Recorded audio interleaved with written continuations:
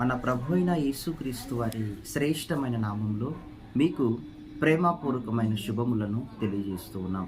అందరూ బాగున్నారా?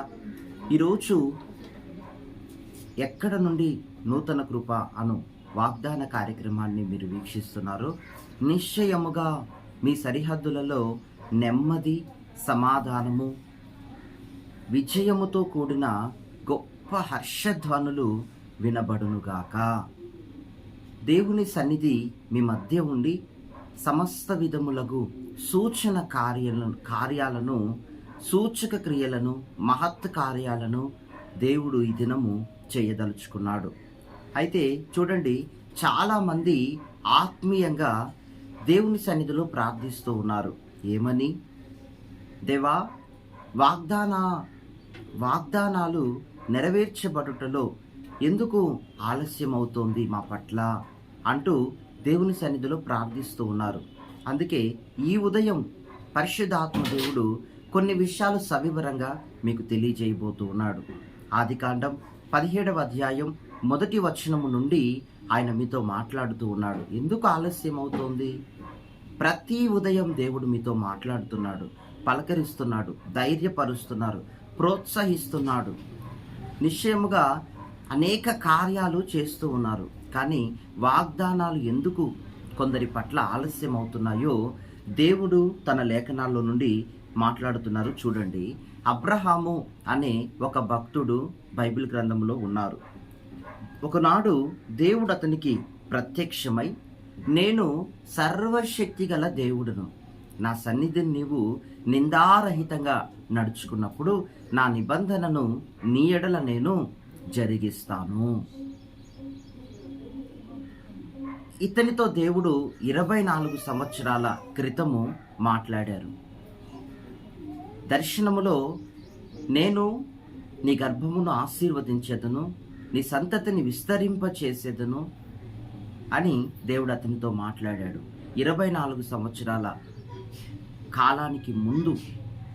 అయితే అతనికి 99 ఏండ్లై అయ్యేంత వరకు కూడా వాగ్దానం అతని జీవితంలో నెరవేర్చబడలేదు. మొదట దేవుడు అతన్ని దర్శించి వాగ్దాన వాక్కును ఇచ్చినప్పుడు అతడు, ఈ సంవత్సరంలో ఈ వాగ్దానం నా పట్ల నెరవేర్చబడుతుంది, వచ్చే సంవత్సరంలో నెరవేర్చబడుతుంది అంటూ 5 సంవత్సరాలు, 8 సంవత్సరాలు, 10 సంవత్సరాలు, 15 సంవత్సరాలు దాటిపోయాయి. కానీ వాగ్దానం అతని పట్ల నెరవేర్చబడలేదు. కానీ అతనికి 99 ఏండ్లు వచ్చినప్పుడు దేవుని వాక్కు మరలా అతనికి గొప్ప దర్శనమందు ప్రత్యక్షతనిస్తున్నాడు. దేవుడు, నేను నీతో వాగ్దానం చెప్పాను కదా, ఆ వాక్కును నెరవేర్చుటకు సమయం వచ్చింది అని దేవుడు అతనితో మాట్లాడాడు. హల్లెలూయా! నీ పట్ల కూడా దేవుడు నిన్ను ఆశీర్వదించే సమయము ఆసన్నమవుతుంది. దేవుడు నీ పక్షముగా ఉన్నాడు. కానీ దేవుడు ఏమంటున్నాడంటే, నీవు నిందారహితునిగా జీవించాలి, అంటే ఉత్తమునిగా నీవు జీవించాలి. నా సన్నిధిలో నమ్మకమైన వ్యక్తిగా, ఉత్తముడుగా నువ్వు జీవించినప్పుడు నేను ఈ వాగ్దానం నీ పట్ల నెరవేరుస్తాను. ఎందుకంటే నువ్వు నా రక్తం చేత కడగబడిన ఒక దేవుని బిడ్డవు, దేవుని సంఘములో నాటబడిన ఒక విశ్వాసివి, దేవుని యొక్క ప్రతినిధివి. కనుక సమాజంలో ఎవరూ నోరు తెరచి చెయ్యి చాచి నీ మీద నింద మోపకుండున్నట్లు నువ్వు యథార్థంగా బ్రతకవలసి ఉంది. యథార్థముగా, నమ్మకంగా నువ్వు బ్రతకాల్సి ఉంది. ఎవరో నిన్ను చూసి నీ ప్రవర్తనను గైడ్ చేసి, నువ్వు దేవుని బిడ్డవు అంటున్నావే, ఇది తప్పు కదా, ఇది ఇలాగ చేయకూడదు కదా అని అనిపించుకునే విధంగా కాదు, నీకు నీవుగా దేవుని వాక్కును అనుసరించి దేవుని వాగ్దానం నీలో నెరవేర్చబడేటట్లు మనుషుల దృష్టి యందు, అధికారుల దృష్టి యందు, కుటుంబము యొక్క దృష్టి యందు, సమాజము దృష్టి యందు నిన్ను నువ్వు నిందారహితునిగా, ఉత్తముడిగా నిన్ను నువ్వు ప్రజెంట్ చేసుకోవాలి. నీ నడవడిక, నీ ప్రవర్తన, నీ వ్యక్తిగత జీవితం బాగుండాలి. అప్పుడు దేవుడు వాగ్దానాన్ని నెరవేరుస్తాడు. హల్లెలూయా! అనేకులు అంటున్నారు ఈ రోజున, నీకు వినపడట్లేదేమో. వీడేం దేవుని బిడ్డ, ఈమెం దేవుని బిడ్డ, అక్రమ కార్యాలు చేస్తారు, అబద్ధాలను వల్లిస్తారు, అనేక జీవితాలను నాశనం చేశారు, అనేకుల జీవితాలు వీరిని బట్టి కన్నీళ్లు పెట్టుకుంటున్నారు అని అనేకులుగా కొందరి జీవితాలు ఉన్నాయి. కానీ పరిశుద్ధాత్మ దేవుడు అంటున్నాడు, అందరూ నీ జీవితంలో కొరతలు ఎత్తి చూపుతున్నారే, నేను ఏ విధంగా నేను ఆశీర్వదించగలనని దేవుడు అంటున్నాడు. అయితే ఈరోజు మాట్లాడుతున్నాను కదా, నువ్వు నీ మనస్సున ఒక నూతన పరివర్తనను తెచ్చుకొని నీ మనస్సును మార్చుకొని క్షమించండి ప్రభువా అని దేవుని తట్టు తిరిగి ప్రార్థించి నువ్వు యథార్థవంతునిగా, ఉత్తముడిగా, దేవుని యొక్క ప్రతినిధిగా నువ్వు నీ మనస్తత్వాన్ని, ప్రవర్తనను, నడవడికను నువ్వు కాపాడుకున్నట్లయితే నీ పక్షముగా నీ యథార్థతను బట్టి వాగ్దానాలను నేను నెరవేర్చబోతున్నాను. అందుకే దేవుడు అడుగుతున్నాడు, యథార్థంగా జీవిస్తావా ఇకనైనా అని దేవుడు అడుగుతున్నాడు. మీరు ప్రతిదీ గుర్తు చేసుకోండి, దేవుని సన్నిధిలో పశ్చాత్తాపడండి.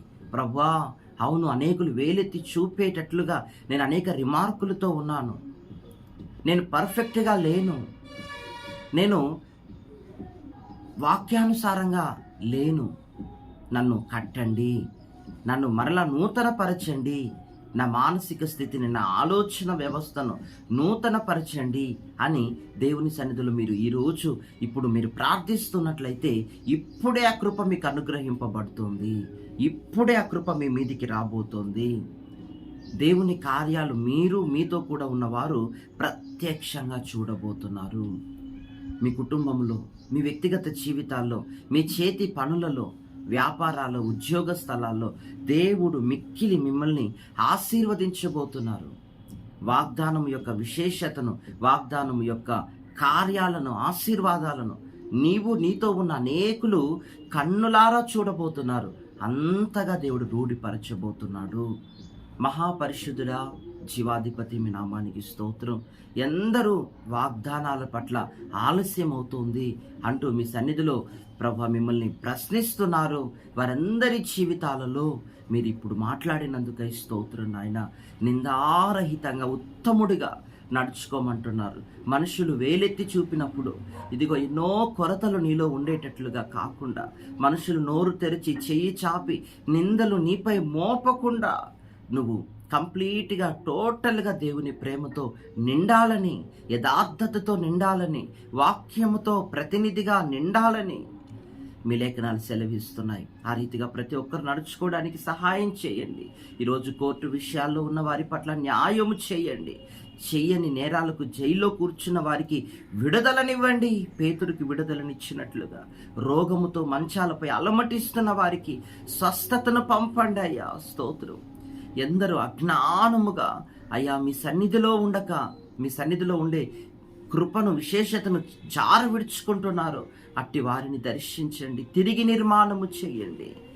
నూతనమైన కార్యాన్ని ఈరోజు ఒక్కొక్కరి పట్ల మీరు జరిగించమని ప్రతి కుటుంబాన్ని, ప్రతి బిడ్డను మీ చేతికి సమర్పిస్తూ యేసు నామంలో ప్రార్థిస్తున్నాం తండ్రి. God bless you. దేవుడి రీతిగా మీ పట్ల ఆయన నెరవేర్చును గాక. ఆమేన్.